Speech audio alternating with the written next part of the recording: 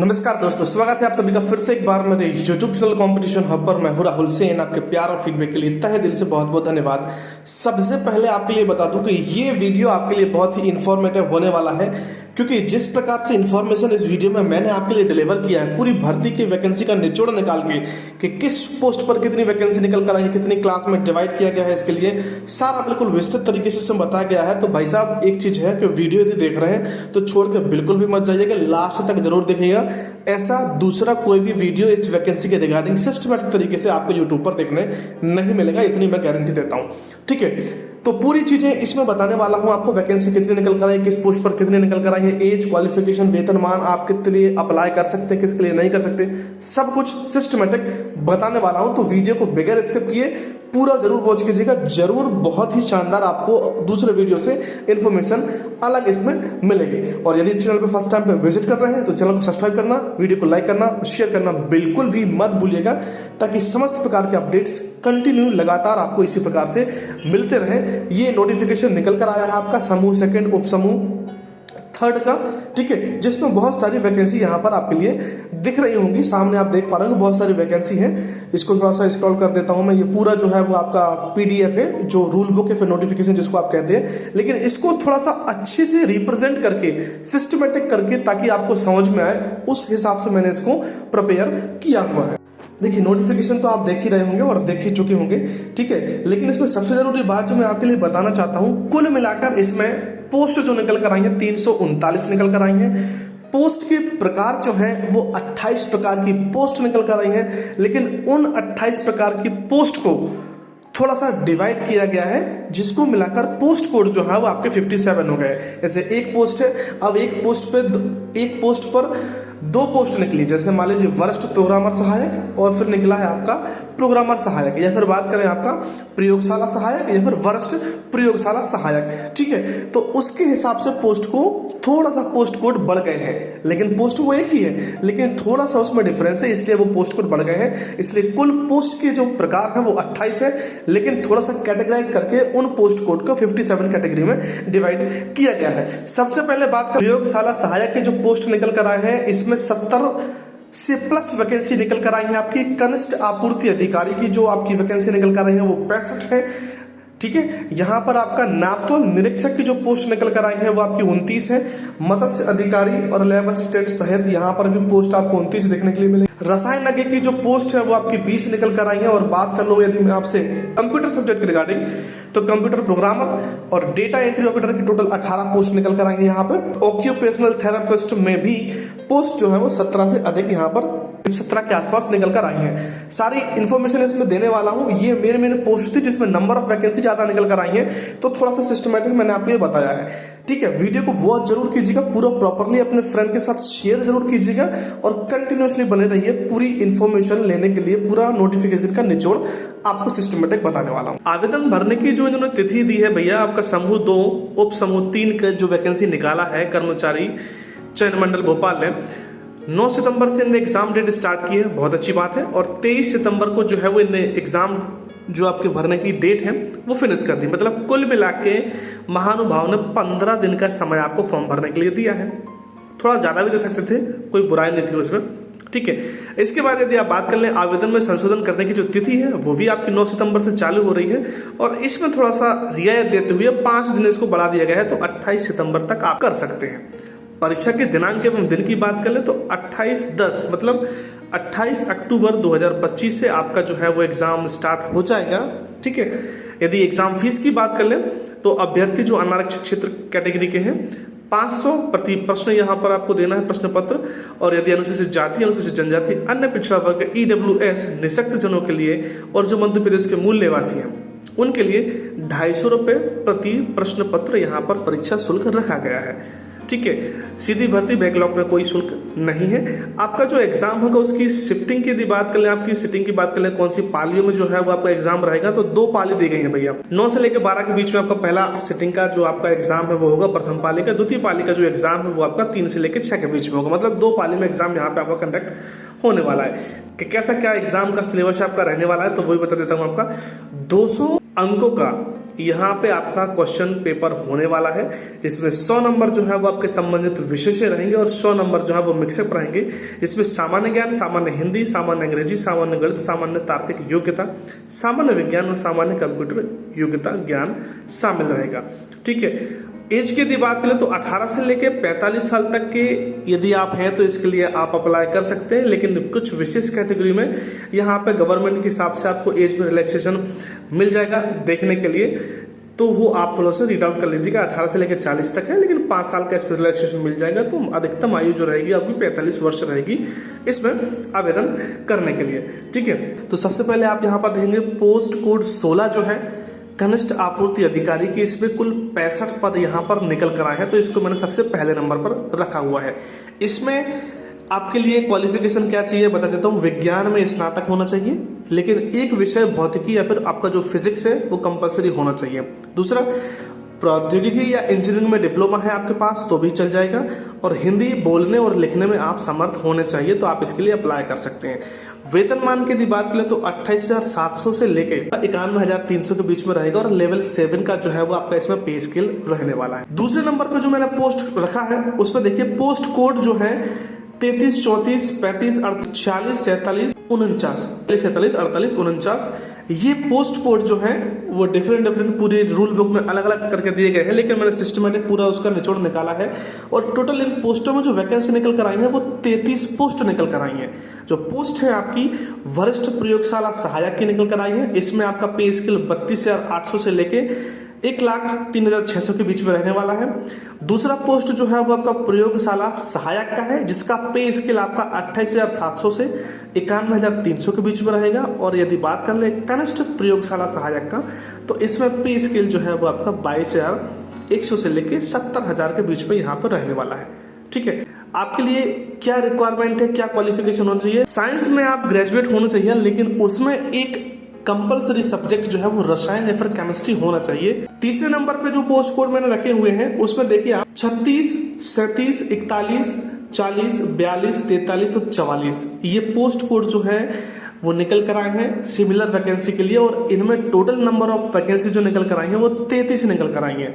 वरिष्ठ प्रयोगशाला सहायक एक पोस्ट निकली है इसमें, जिसका पे स्केल 32,800 से लेके 1,03,600 के बीच में रहने वाला है। प्रयोगशाला सहायक की यदि बात करें तो इसका पे स्केल 28,700 से लेके 70,000 के बीच में रहने वाला है। कनिष्ठ प्रयोगशाला सहायक की यदि बात करें तो 22,100 से लेके 70,000 के बीच में इसका पे स्केल रहने वाला है। और डेयरी डाक असिस्टेंट लास्ट में है आपका कनिष्ठ डेयरी डाक असिस्टेंट, जिसका पे स्केल 19,500 से लेके 62,000 के बीच में रहने वाला है। ठीक है। 33 पोस्ट यहाँ पर निकल कर आई है। इन सारी वैकेंसी में जो आपके पोस्ट कोड दिए हुए हैं आप रूल बुक से इसको चेक कर लीजिएगा एक बार। रिक्वायरमेंट या फिर क्वालिफिकेशन क्या है आपके लिए, क्या होना चाहिए आपके पास? रसायन शास्त्र के साथ विज्ञान विषय में उपाधि आपके पास होनी चाहिए ग्रेजुएशन की, साथ में कंप्यूटर डिप्लोमा भी होना चाहिए। इसके बाद यदि मैं बात कर लूँ आपसे पोस्ट नंबर 4 पे जो मैंने रखी है, ठीक है, एक रिक्वेस्ट है कि वीडियो यदि आप देख रहे हैं तो बगैर स्किप कीजिए देखिएगा, क्योंकि पूरी इन्फॉर्मेशन आपको सटीक तरीके से मिलेगी, पूरा निचोड़ मिलेगा। क्योंकि नोटिफिकेशन में बहुत सारे विद्यार्थी जो है वो कंफ्यूज हो रहे थे कि आप कैसे वैकेंसी फाउंड आउट करें, किसके लिए हम अप्लाई कर सकते हैं, तो उसके लिए मैंने थोड़ा सा इन्फॉर्मेशन गैदर करके रीड आउट करके एक इन्फॉर्मेटिव वीडियो बनाया है आपका, तो इसके मत कीजिएगा, पूरा सिस्टमेटिक देखिएगा। नंबर 4 पे जो मैंने वैकेंसी रखी है आपकी पोस्ट कोड है आपका 19, और इसका वैकेंसी का नाम जो है वो आपका निरीक्षक नापतौल। टोटल पोस्ट जो है वो यहाँ पे आपकी 29 निकल कर आई है। और वेतनमान यदि बात करें तो 28,700 से लेकर 91,300 के बीच में लेवल 7 पे स्केल भी आपका रहने वाला है। ठीक है। यदि बात करें इसमें क्या क्या क्वालिफिकेशन आपके पास होना चाहिए, तो देखिए इसमें थोड़े से क्वालिफिकेशन है। भौतिकी के साथ विज्ञान में आपके पास स्नातक होना चाहिए, मतलब ग्रेजुएशन होना चाहिए फिजिक्स सब्जेक्ट के साथ में। इंजीनियरिंग यदि आप ग्रेजुएट हैं तो आप अप्लाई कर सकते हैं। इंजीनियरिंग यदि डिप्लोमा है आपके पास तो भी आप अप्लाई कर सकते हैं, लेकिन साथ में 3 वर्ष का शासकीय अर्धशासकीय, ठीक है, संस्था का अनुभव होना चाहिए इसमें। ठीक है। राज्य की क्षेत्रीय भाषा का ज्ञान होना चाहिए, बोलना पढ़ना लिखना आना चाहिए। और एक सबसे जरूरी बात जो आपके लिए मायने रखती है कि निरीक्षक नापतौल के पद पर नियुक्त किए जाने वाले व्यक्ति को उसकी पोस्टिंग से पहले भारतीय विधिक मापक संस्थान रांची में बुनियादी पाठ्यक्रम सफलतापूर्वक पूरा करना होगा। मतलब जैसे ही आपकी नियुक्ति होगी उसके पहले आपके लिए ट्रेनिंग के लिए भेजा जाएगा। उस ट्रेनिंग में आपको जो है वो कंपल्सरी तरीके से पास होना है, तभी जो है वो आप यहाँ पे ज्वाइन कर पाएंगे। तो ये एक अलग से मेंशन इसमें नोट दिया है कि आपको ट्रेनिंग कंपल्सरी तरीके से सक्सेसफुल करना है। ठीक है, इसके बाद यदि मैं बात करूँ, 5वें नंबर पर जो मैंने वैकेंसी रखी है वो है आपका पोस्ट कोड 15 और पोस्ट कोड 14। टोटल इसमें 29 वैकेंसी निकल कर आई है। प्रयोगशाला सहायक और मत्स्य निरीक्षक 2 वैकेंसी है, लेकिन नंबर ऑफ पोस्ट जो है वो 29 निकल कर आई है। ठीक है, इसका जो पे से लेके 20,200 के बीच में है। और रिक्वायरमेंट या क्वालिफिकेशन की बात कर लें तो जीव विज्ञान और मत्स्य विज्ञान में स्नातक यदि आपके पास है तो आप इस वैकेंसी के लिए अप्लाई कर सकते हैं। इसके बाद 6वें नंबर पे जो मैंने वैकेंसी रखी है वो है आपकी पोस्ट कोड नंबर 51 और 52। कुल पदों की संख्या यहाँ पर निकल कर आई है आपकी 20। ठीक है, 20 जो है वो यहाँ पर आपकी टोटल नंबर ऑफ पोस्ट निकल कर आई है। और पोस्ट का जो नाम है आपका वो रसायनज्ञ केमिस्ट्री है। ठीक है, और इसका जो पे स्केल है वो आपका 36,200 से लेके 1,14,800 के बीच में रहने वाला है। आपके पास क्वालिफिकेशन क्या होना चाहिए इसके अप्लाई करने के लिए? मान्यता प्राप्त संस्थान से जीव विज्ञान, पर्यावरण विज्ञान, वनस्पति विज्ञान, रसायन शास्त्र में आपके पास स्नातक उपाधि मतलब ग्रेजुएशन होना चाहिए इन सब्जेक्ट से। ठीक है, तो 7वें नंबर पे जो मैंने पोस्ट को रखा है वो पोस्ट कोड है आपका 56 और 57। बहुत ही अच्छी वैकेंसी है ये, यदि आप कंप्यूटर साइंस से बिलोंग करते हैं तो बहुत ही अच्छी वैकेंसी है। ठीक है, और इसमें आपको अप्लाई करना भी चाहिए क्योंकि यहाँ पर CPCT नहीं मांगा गया है डेटा एंट्री ऑपरेटर के लिए, वरना व्यापम जो पुराना था आपका MPESB जो है आपका किसी भी एग्जाम में यदि बात कर ले, कंप्यूटर की बात करते तो CPCT कंपल्सरी तरीके से लटका देता है कि CPCT होगा तो ही आप आगे जा पाएंगे। इसमें CPCT नहीं मांगा है। देखिए 2 पोस्ट निकल कर आई है पोस्ट कोड 56 और 57 में यदि बात करें तो पहला पोस्ट है सहायक प्रोग्रामर, जिसका पे स्केल 32,800 से लेके 1 लाख रहने वाला। 2 वैकेंसी यहाँ पर निकल कर आई है। क्वालिफिकेशन में आपके पास BE कंप्यूटर साइंस है, MCA यदि आपके पास कंप्यूटर साइंस है और MSc यदि कंप्यूटर साइंस है तो आप इसके लिए अप्लाई कर सकते हैं। और यदि डेटा एंट्री ऑपरेटर की बात कर लें जो आपकी सेकंड पोस्ट है उसमें पे स्केल आपका जो है वो 25,300 से लेकर 80,500 के बीच में है। टोटल नंबर ऑफ पोस्ट 16 निकल कर आई है।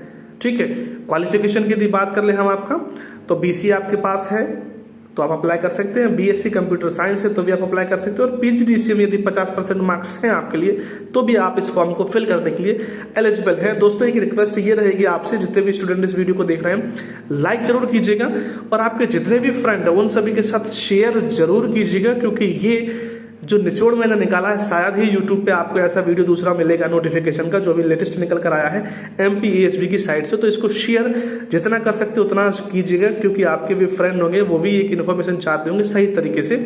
नंबर 8वें नंबर पर जो मैंने वैकेंसी रखी है पोस्ट कोड इसमें देख लीजिए कौन कौन से हैं। 27, 28, 30, 31, 32 पोस्ट कोड वाली वैकेंसी यहाँ पर है। नंबर ऑफ पोस्ट या फिर पदों की संख्या की बात करें तो 17 पद यहाँ पर निकल कर आए हैं। ऑक्यूपेशनल थेरेपिस्ट प्रयोगशाला सहायक की वैकेंसी यहाँ पर निकली है। ठीक है, और इसमें यदि हम बात कर लें आपका कि आपके पास क्या होना चाहिए तो डिप्लोमा होना चाहिए आपके पास ऑक्यूपेशनल थेरेपिस्ट का या फिर डिग्री होनी चाहिए। ठीक है, साथ में अलग अलग पोस्ट के लिए अलग अलग रिक्वायरमेंट ये भी मांगा गया है कि 500 बेड अस्पताल हो और 300 बेड कैपेसिटी के हिसाब से हॉस्पिटल हो, गवर्नमेंट हो या फिर प्राइवेट हो, वहां पर आपको 1 वर्ष का कार्य अनुभव होना इसमें मांगा गया है। तो ये आपसे कंपल्सरी मांगा गया है इस पोस्ट के लिए। और इसके पे स्केल की बात कर लें आपका तो वो आपका 5,200 से लेके 20,200 के बीच में रहेगा और साथ में इसका आपका 2400 का ग्रेड पे इंक्लूड रहेगा। ठीक है, तो इसके लिए आप अप्लाई कर सकते हैं। 9वें नंबर पे जो पोस्ट मैंने रखी हुई है आपकी, ठीक है, वो है आपका पोस्ट कोड नंबर 6। 15 पद यहाँ पर निकल कर आए हैं। और सिविल से यदि आपने इंजीनियरिंग किया है तो बहुत बढ़िया वैकेंसी आपके लिए निकल कर आई है। सहायक यंत्रिका ये आपका वैकेंसी निकला है। इसमें सिविल, विद्युत और मैकेनिकल इन 3 कैटेगरी में डिवाइड किया गया है। रिक्वायर सहायक यंत्र के पद के लिए सिविल, विद्युत, मैकेनिकल 3 पोस्ट जो है वो मांगी गई है जनरली यहाँ पे। और तीनों में जो है वो आपका इंजीनियरिंग कंपलसरी होना चाहिए। जैसे सिविल सहायक यंत्र के लिए आप अप्लाई करते हो तो सिविल इंजीनियरिंग में डिग्री होनी चाहिए आपकी। सहायक यंत्र विद्युत के लिए यदि आप बात करते हो तो आपके पास इलेक्ट्रिकल में जो है वो इंजीनियरिंग होना चाहिए। और सहायक यंत्री यदि आप मैकेनिकल के लिए अप्लाई करते हैं तो आपके पास मैकेनिकल में इंजीनियरिंग होना चाहिए। ये इसमें कंपल्सरी तरीके से बताया गया। साथ में वांछनीय अर्हता भी यहाँ पर दी गई है, वो भी आप देख लीजिएगा एक बार। वांछनीय इनने मांगा है कि लोक स्वास्थ्य यांत्रिकी, पर्यावरण अभियांत्रिकी और सैनिटरी इंजीनियरिंग क्षेत्र में मास्टर डिग्री आपके पास होना चाहिए। ये इनका वांछनीय है। ऑप्शनल, ठीक है। और मान के यदि बात कर लें तो 56,000 से लेके 1,77,500 के बीच में यहाँ पर आपका जो वेतनमान है वो वेरी करने वाला है। इसके बाद 10वें नंबर पे जो मैंने वैकेंसी को रखा है वो है आपका पोस्ट कोड 50, 55 और 23। पदों की संख्या यहाँ पर टोटल मिलाकर है 9 और जो आपका पोस्ट है वो है आपका स्टूवर्ड, ठीक है। अलग अलग कैटेगरी के हिसाब से 2 बार इसमें डिवाइड किया गया है पे स्केल को, और दूसरा जो है वो 5,200 से लेकर 20,200 के बीच में है और 2400 ग्रेड पे है। तो इसको थोड़ा सा आप देख लीजिएगा, क्वालिफिकेशन थोड़ा सा या फिर एक्सपीरियंस के हिसाब से इनने वेरी किया होगा इसको। रिक्वायरमेंट क्या है इसमें आपका बीएससी होम साइंस यदि आपने किया हुआ है, ठीक है, जिसमें एक विषय डाइट्रिक्स और फूड न्यूट्रिशन कंपलसरी होना चाहिए, तो आप इस पोस्ट के लिए अप्लाई कर सकते हैं। अंतिम जो आपका पोस्ट में रखा हुआ है पोस्ट कोड है आपका 20, 21, 22, 13, 12, 11, 9। कुल पदों की संख्या यहाँ पर निकल कर आई है 8। पोस्ट का नाम है आपका प्रयोगशाला टेक्नीशियन। वेतनमान जो है वो आपका 25,300 से लेकर 80,500 के बीच में वेरी करेगा।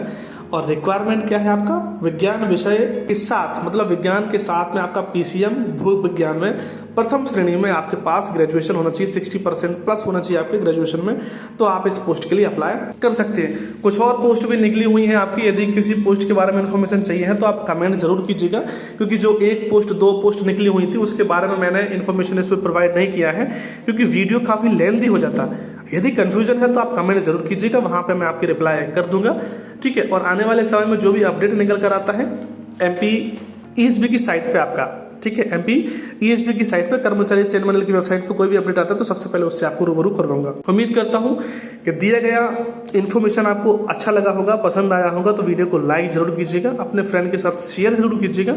और इसी प्रकार के अपडेट्स के लिए आने वाले मध्य प्रदेश सरकार की भर्ती, समस्त एजुकेशनल अपडेट और लेटेस्ट गवर्नमेंट एग्जाम्स के स्टडी मटेरियल्स समय समय पे आपको मिलते रहते, तो चैनल को सब्सक्राइब करना बिल्कुल भी मत भूलिएगा।